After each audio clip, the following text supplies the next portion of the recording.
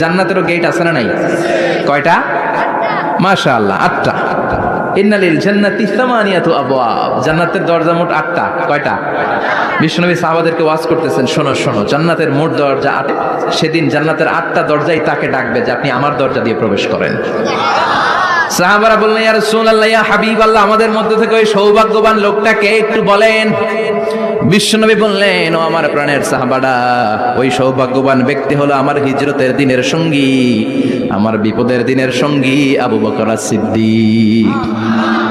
ওনার ব্যক্তিত্ব আল্লাহর কাছে এতটাই গ্রহণযোগ্য যে জান্নাতের 8টা দরজায় ওনাকে ডাকবে, আসেন। ওইটা না, আপনি আমারটা দিয়ে ঢুকেন।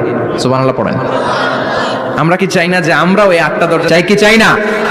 এজন্য বিশ্বনবী বললেন, শোনো শোনো, প্রতিদিন নামাজের আগে যে তোমরা ওযু করো, এই ওযুর পরে কেউ যদি পড়ে আশহাদু আল্লা ইলাহা ইল্লাল্লাহ ওয়া আশহাদু আন্না মুহাম্মাদান আবদুল্লাহি ওয়া রাসূলুহু, ওযুর পরে এই দোয়াটা প্রতিদিন যে পড়বে, কিয়ামতের দিন আজা দিয়ে ঢোকার অনুমতি ওই বান্দাকে আল্লাহ দিয়ে দিবে।